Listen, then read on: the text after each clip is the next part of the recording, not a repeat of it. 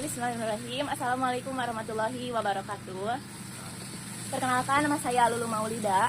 Saya merupakan mahasiswa jurusan Pendidikan Matematika, Fakultas Keguruan dan Ilmu Pendidikan di Universitas Siliwangi. Sebelumnya, saya bersama Bapak Guru. Silakan untuk memperkenalkan diri. Assalamualaikum warahmatullahi wabarakatuh. Waalaikumsalam warahmatullahi wabarakatuh. Saya Muhlis, SPD dari Guru SD. Bisa disebutkan sekolahnya apa, Bapak? Ya, sekolah MI dari MI Cikaret. Oke. Yang beralamat di Kampung Cikaret, RT 2 RW 7, Desa Cikalong, Kecamatan Cikalong, Kabupaten Tasikmalaya. Oke, baik. Bapak mengajar siswa MI kelas berapa? Kelas 4. Kelas 4. Dengan mata pelajaran apa, Pak? Guru kelas semuanya. Oh ya, guru kelas 4 gitu ya? Ya, guru kelas 4. Oke, sebelumnya Bapak izinkan saya bertanya sedikit ya tentang pekerjaan Bapak sebagai berprofesi sebagai guru di MI Cikaret untuk memenuhi salah satu tugas mata kuliah profesi kependidikan yang diampu oleh Bapak Dr. Sukirwan MPD. Oke, untuk pertanyaan pertama ya Bapak, singkat saja mengenai tugas Bapak sebagai guru di sekolah. Apa saja tugas utama yang harus Anda selesaikan sebagai guru di sekolah? Bisa diceritakan rutinitas Bapak setiap hari untuk berangkat ke sekolah? Boleh? Ya, siap. Saya pagi-pagi biasa bertani dulu sebentar sebelum sekolah. Saya berangkat biasa subuh, mempersiapkan sekolah sekitar jam 6, jam setengah 7 lah udah berangkat ke sekolah. Karena saya agak jauh dari rumah, sampai ke sekolah itu sampai setengah jam karena agak jauh tugas saya. Terus sampai ke sekolah biasa rutinitas pagi-pagi senam pagi, terus senam pagi, sholat duha, biasa belajar seperti biasa sama anak-anak, belajar dari pagi sampai duhur lah belajar, terus duhur biasa berjamaah, rutinitas seperti itu.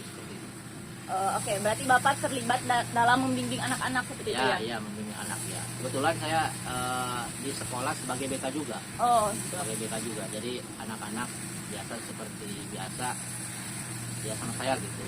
Sholat duha, sholat berjamaah biasa. Oh iya, mungkin itu tuh selaras dengan pertanyaan kedua ya. Selain mengajar, tugas tambahan apa yang biasanya Anda emban? Tadi Bapak sudah menyebutkan sebagai guru BK, sebagai pembimbing sholat duha gitu ya Pak? Ada lagi selain itu Pak? Ada ya semacam ekstrakurikuler ya. Oh, seperti biasa, seperti olahraga, pramuka gitu. Tapi di luar jam juga, di luar jam. Jam mengajar ya Bapak? Di luar jam mengajar. Oke, betul. Oke, untuk selanjutnya tentang tanggapan mengenai beban tugas guru. Bagaimana pendapat Anda mengenai beban tugas yang harus diselesaikan setiap harinya? Apakah Bapak cukup merasa nyaman di sekolah atau malah terbebani gitu dengan sekolah tersebut? Alhamdulillah kalau sama anak-anak ya nggak ada beban, malahan saya dibikin enjoy lah seperti itu. Karena enjoy itu dia semacam hiburan lah sama anak-anak, seperti bisa tertawa, ceria sama anak-anak.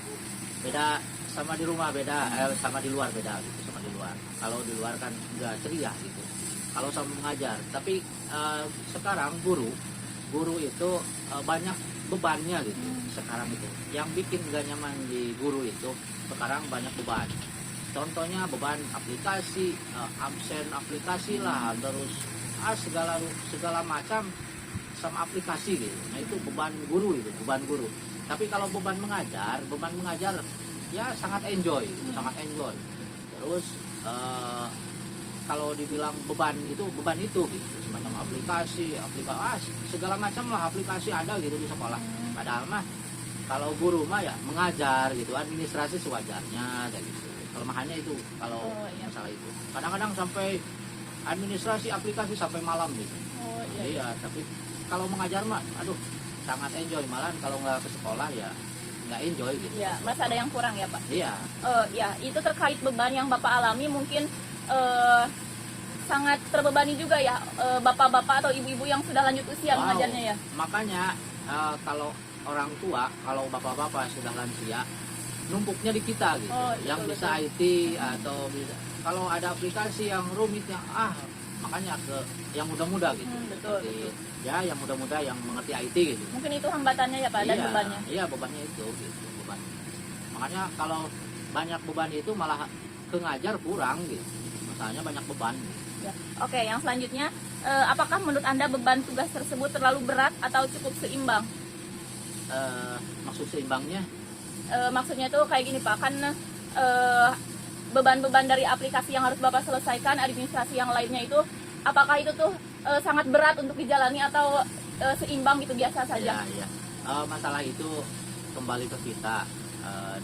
Disebut berat, ya bisa juga berat. Tapi kalau dijalani ya bisa saja. Tapi mungkin ada yang terkalahkan satu. Itu contohnya kita fokus ke aplikasi anak-anak. Gitu. Oh, iya, betul. Terus kita fokus ke administrasi anak-anak agak terbengkalai. Iya, Gitu kan. betul. Ya pasti. Namanya juga- Harus ada salah satu yang dikorbankan ya Pak? Iya gitu. Jadi tapi kalau guru nggak terlalu banyak administrasi, nggak banyak administrasi aplikasi, ya mungkin ke anak didiknya itu ya mungkin pol gitu kan. Iya. Karena kan tujuan utama pendidikan itu adalah mengajar, mendidik ya Pak? Mengajar, mendidik ya. Oke. Tapi kan kalau aplikasi ya sewajarnya Iya. gitu kan. Oke, untuk selanjutnya tentang kesejahteraan guru Pak. Bagaimana tanggapan Anda mengenai kesejahteraan yang diberikan oleh sekolah? Kebetulan saya pribadi honorer kebetulan dan belum sertifikasi. Ya mungkin harus sadar diri gitu, harus sadar diri, belum ada nih, belum ada ketentuan, belum ada SK, ya harus sadar diri.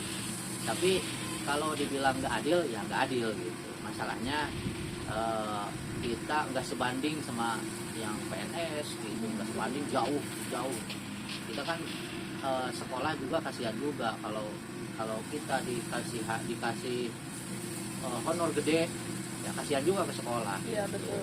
Nah sekolah nggak, ya mungkin sekolah cuman segitu dikasih honor, kan ada lagi ya biaya sekolah gitu. Iya, betul. Jadi betul. kita itu cuman ya kadang-kadang bensin juga habis gitu kadang-kadang.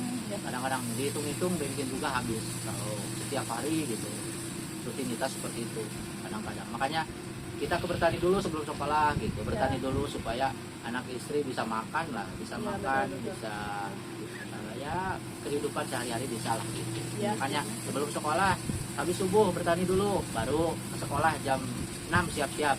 Ya.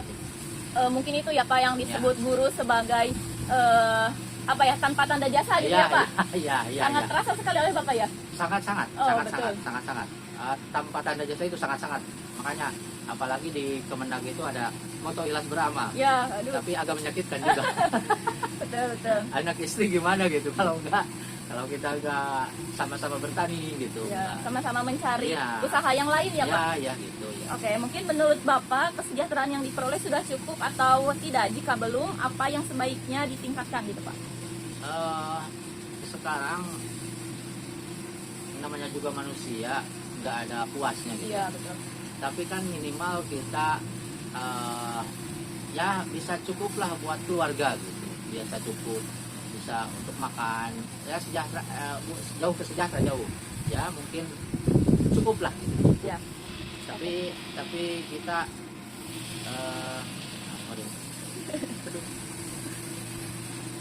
Oke, untuk pertanyaan kelima ya Pak, yang terakhir, tantangan terbesar Bapak saat mengajar siswa itu gimana? Tantangan sih nggak ada. Kalau sama mengajar nggak ada tantangan, sama kalau mengajar, kalau ke anak-anak nggak ada tantangan. Tapi tantangan kita emang mengajar itu harus kreatif.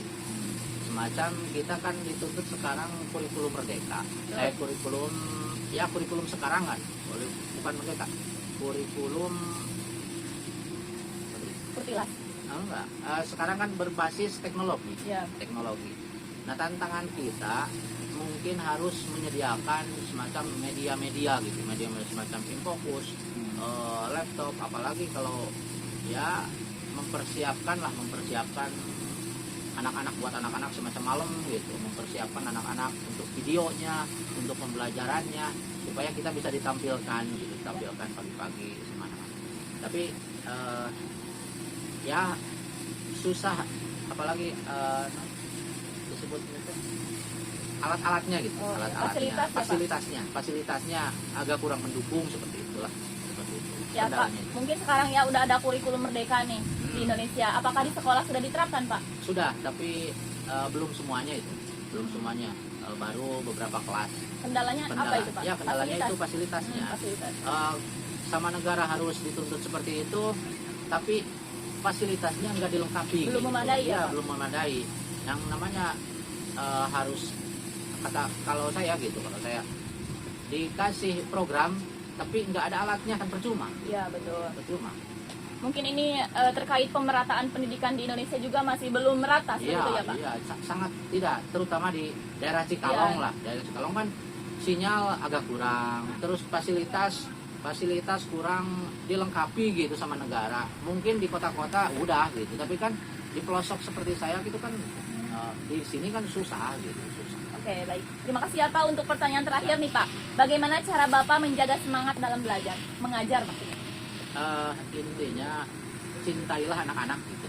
Nah itu bikin semangat kita dalam mengajar itu, kita sangat cinta sama anak-anak. Jadi apapun kesulitannya, kalau udah cinta sama anak-anak ya meskipun halangannya seperti apa ya nggak ada halangan gitu. Ya bikin semangat itu bikin cintanya dulu ke anak. Iya, oke. Untuk katanya ya Pak, kalau jadi guru itu bikin awet muda karena selalu ketawa gitu Pak, betul? Betul juga. Betul. Karena itu sangat menghibur, Ya. apalagi anak-anak. Anak SD ya Pak? Anak MI itu, anak MI itu rupa-rupa. Ada yang nakal, ada yang ya begitulah. Tapi enjoy ya Pak? Enjoy. Selama kita nggak dibebani berlebihan gitu Diambil pusing. sama negara itu jangan terlalu dibebani lah sama aplikasi, sama administrasi gitu lah. Ya, administrasi boleh, tapi kan kita tetap harus ngurus anak-anak gitu kan. Gitu.